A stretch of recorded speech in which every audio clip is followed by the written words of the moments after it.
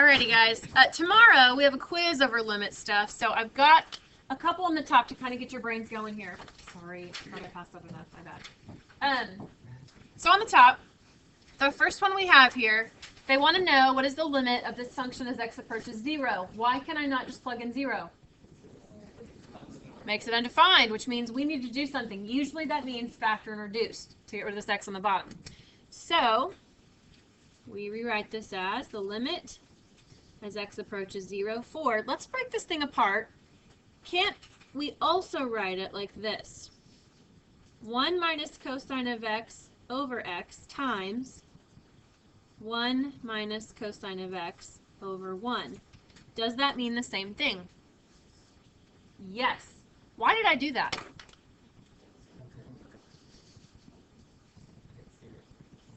Your brain should be doing all kinds of things when it sees this guy right here. How come? It's one of those special ones I told you to memorize, and it's 0. So we can turn this, we know that the limit of this one right here is 0. Now, does it matter what the limit of this one is? No, because 0 times anything is going to get us 0. But if you wanted to put in a number, if you wanted to make sure it's correct, take a 0, plug it in. The cosine of 0 is?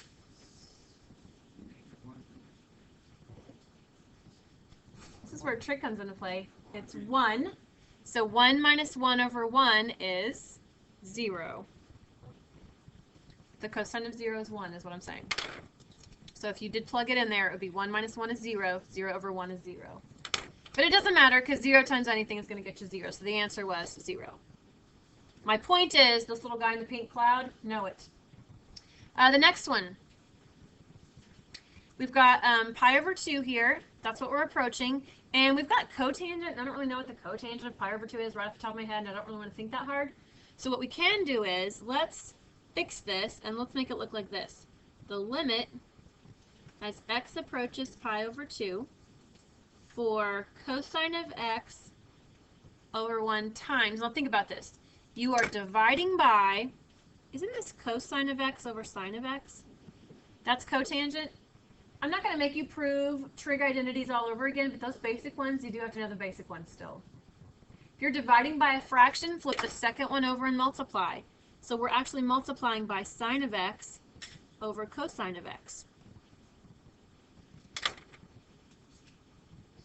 Because we have cosine of x divided by this fraction, so we flipped it and multiplied. The cosines cancel. And now we're looking for the limit as x approaches pi over 2 for sine of x. Take pi over 2 and plug it in for sine. What's the sine of 90 degrees? 1. You can say that with some confidence. You guys know that. It's 1. So be ready for some of that tomorrow. Also, because I didn't put an example on here, you might make yourself a little special note. Something I would review is I'd go back and look at your assignment. The ones that look like this, and I'm kind of making this up, so don't judge if this is a terrible problem. Let's say it kind of looks like, this probably is a terrible problem actually. Oh well. The ones that look like this, where you have to rationalize, but you're actually rationalizing the top, make sure you know how to do that. What would you do on that? What would you multiply by? The radical of x minus 3 minus, or x minus 5 minus 3 over itself. And you'd multiply the whole thing out, okay? All right, so just be ready for something like that. Today I want to introduce something called the Squeeze Theorem. Some textbooks call it the Sandwich Theorem. And it is what it kind of sounds like. It's some sort of theorem where you're taking graphs and you're squishing them or shoving them between 2 pieces of bread. You've got 3 functions here. Notice the f of x, the main one, is always between these 2 guys in value. And that's true for all x's, it says. And if you know the limit of h and you know the limit of x, let's say as it approaches any number, and if these 2 guys approach the same number, then that's true for f as well. And I know that sounds super confusing, so let me show you a picture of it. Grab your calculator. Go to your y equals button. And type these 3 equations in. For y equals 1, you have y equals x over sine of x. And y equals 1 over cosine of x. You want to make sure you're in radians, because in calculus, we're always going to be in radians.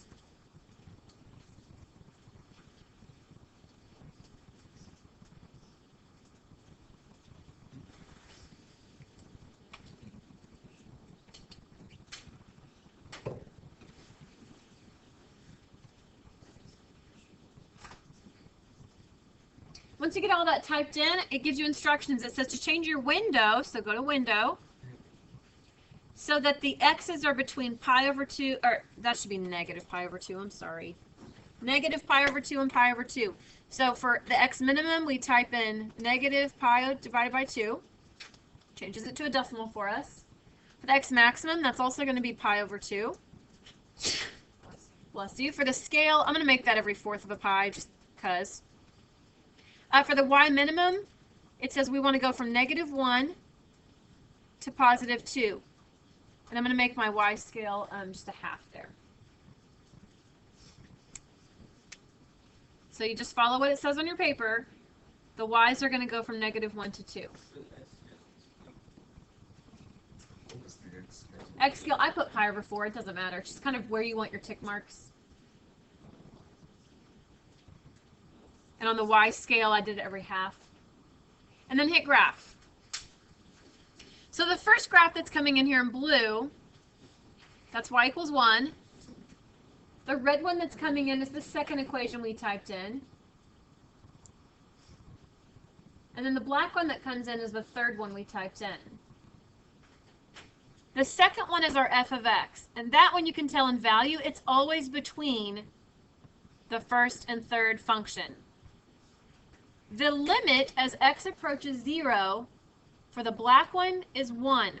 The limit as x approaches 0 for the blue one is 1, which means for the red one, the limit as x approaches 0 also has to be 1. Sounds kind of like common sense, but it's going to pop up later on in calculus. We're not going to do a ton with this semester, but I want you to have seen it. I want you to understand the basic concept of what it means and what it is. You are squeezing down on two functions to get the limit of the third function. So this is what you're going to have to do if there is no way for you to figure out what the limit is on the middle guy. Then you can test it with two other ones. Does that make sense to everybody? I just want to make sure you understand the concept. Everybody good? All right, moving on. We have delta x again, and I know we just kind of talked about this a second ago, but we're going to kind of take this a step further today. It wants to know the limit of this function as delta x approaches 0. Now, think with me for a second. F at x. When you were first introduced to this little function notation, what did your teacher tell you could replace that with? A y. So what I have here is this is a y basically, and I'm changing the delta x means that I'm changing the y value there, minus some other y. Delta means change. So I've got a change in the y's over a change in the x's. Difference of the y's over the difference of the x's. Where have you seen that before? Slope. And that is what is happening, is we are finding the slope. You're not going to have to know that for today. You're not going to have to know that for the quiz, but it's going to become a huge part of this entire semester. Yes, sir. You know, like mathematics, delta x was y sub 2. Does it matter if it's y sub 2? No, it's just a name. It doesn't matter. Good question. So that's kind of going to become a part of calculus here in a second. Now, walk with me through this, and you don't necessarily have to write this unless you just really want to, but just sort of pay attention. Follow my logic here. If it says f at 2, you're supposed to evaluate. What would you do? Plug in where do you put the 2? In place of x, right? What if it said f at negative 30? What would you do? Yeah. Okay, what if it said f at a? What would you do? Put a in place of x. What if it said f at x plus h? Plug that in for x, right? Hang on to that logic, you're about to do it. Remember how last week we talked about delta x? Let's just help our brains out. Let's change that to an h. Let's rewrite this. The limit as delta x, oh, we're going to make that an h, sorry. I just said that. H approaches 0 for f at x plus h minus f at x all over h. So everywhere I see a delta x, I'm going to put an h.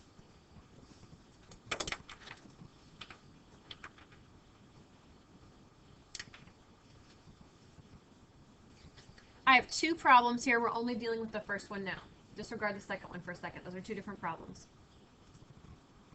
I've got f at x plus h I'm going to have to figure out. And I've got f at x I'm going to have to figure out. Let's just talk about the f at x plus h. You just told me all I have to do is take x plus h and put it in everywhere I see an x, right? And here's the problem. F at x is 3x minus 2. So I'm going to say, instead of 3x minus 2, I say 3 times what? X plus h minus 2. That takes care of the yellow piece. Then there's a minus sign, so I copy the minus sign. It says f at x. It tells you what f at x is. It's 3x minus 2. So I put 3x minus 2. Why do we write it in parentheses? Right, the negative has to be distributed. And the whole thing is supposed to be over h, and we are still trying to look for the limit as h approaches 0. Now let me stop just for a second. Are there any questions with how I knew what to write right here? Okay, let me back up, because this was hard for first hour. Does everybody know how I got from this black typed stuff to my handwriting? Okay? From here, I'm just focused on the yellow piece. F at x plus h. Means everywhere I see an x, I put an x plus h. So everywhere I see an x, I put an x plus h. So instead of 3x minus 2, I have 3 times x plus h minus 2. So this piece right here is the yellow stuff. Logan, how you doing? So whatever is the h kind of so do you kind of like for the f of x plus h, do you just replace that with a? Yep, you're just replacing now. Yep. So you just take x plus h, and everywhere you see an x, you put an x plus h. That's all you do for right now. Heather, are you okay? Okay. So then for the green one, it says minus f at x, and f at x is 3x minus 2. So I just put 3x minus 2. Everybody okay? Or are you sure? Because I will go back and explain again. Okay. And then it says over h, so I put over h. Now you continue on doing what we've been doing. Ocean, can you put a 0 in that? No, you can't. Why not? It's undefined. So it means we're going to have to like simplify maybe and kind of cancel some stuff out. So on the top, I totally want to distribute because it feels like I should. So on the top, I have 3x plus 3h. I have a minus 2. And like Carson said, we distribute the negatives. So now I have minus 3x and plus 2. And all of that is over h. And you're supposed to continue writing the limit piece. I'm not super picky on that, but your professor might be. So just be ready. And on the top, I think some stuff happens. I see a negative 2 and a positive 2, so poof, those go away. I see a positive 3x and a negative 3x, poof, those go away. And now you have 3h over h. So now what? H is canceled. So what I'm left with is the limit as h approaches 0 of 3. What's the answer? 3. And that's how you do that. So take a second, look that over. If you had to do that by yourself, could you? Somebody said no. Who said no? Do you want me to keep going? Yes. All right, last one. Totally different problem. It's a different function. But we're still going to use this guy that they gave us. Yes, sir. Why did we write like the F and all that stuff? Where? No, to the right. This, because I wanted you to put together the fact that you're going to have to take x plus h and shove it in for x. Okay. I made those up. Okay. I didn't know if they were. Nope. 3 is the value that this function approaches as it approaches 0. We're not there yet. I just want you to recognize that this is actually a formula for slope. We're going to connect those dots next week. Okay? All right, here we go. New function, same question. So we rewrite the limit as h, just my bad, sorry, h approaches 0. The yellow piece. What do I do with the x plus h? Plug it in everywhere you see an x. So now I have 1 over x plus h plus 3. That's the yellow part. Then there's a subtraction sign, so I say minus. Then it says f at x. What do I do? Just write the function, right? I don't have to change anything. It's just 1 over x plus 3. And then I've got a big old fraction bar, and it's all over h. Let me pause for a second. Logan, how you doing? Where did you get the minus 1?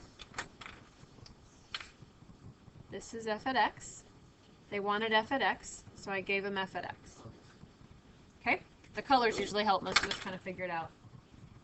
The yellow, yes ma'am. If you're plugging in x plus h for every, never mind, I got it. You're good? Diana, you good?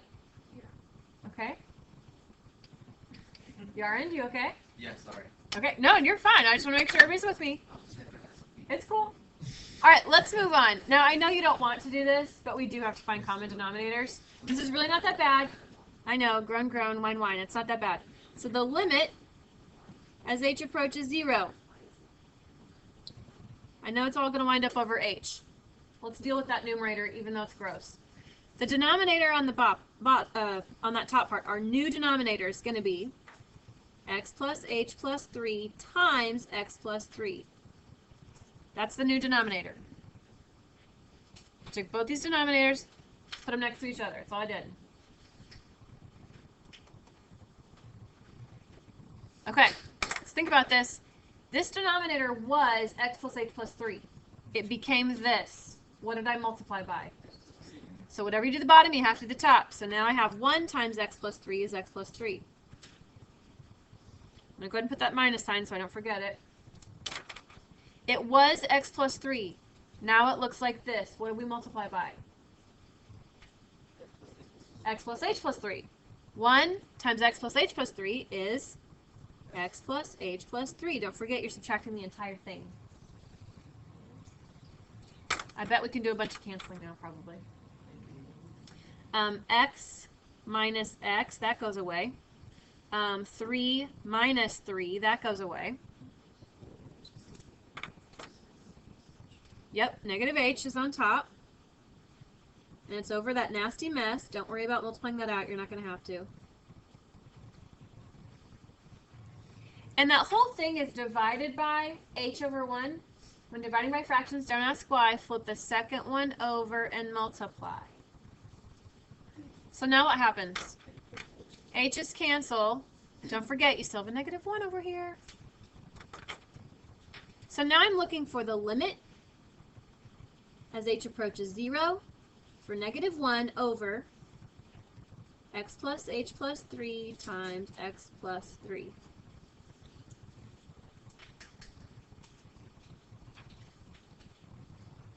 Ashley, could I plug in 0 now? Sure. Yeah, it's not going to affect it. It's going to be fine. In fact, if I put a 0 there, I'm going to get negative 1 over x plus 3 times x plus 3. That is your answer. Because we put our 0 in, that's as far as we can go. That was a fun one. Okay, even though it's not your favorite, does everybody kind of see what happened? Everybody all right? We just read sisters ahead some questions. Yeah, like I'm imagining, I think because she set the notes up this way, I'm thinking that's probably how it does. It gives you an initial limit, and then it gives you a bunch of different functions you have to plug it into. Okay, top right-hand corner, let me help you all out. I left off the evens. Sorry, it's evens. Fix it. There's your assignment, evens, and you can begin.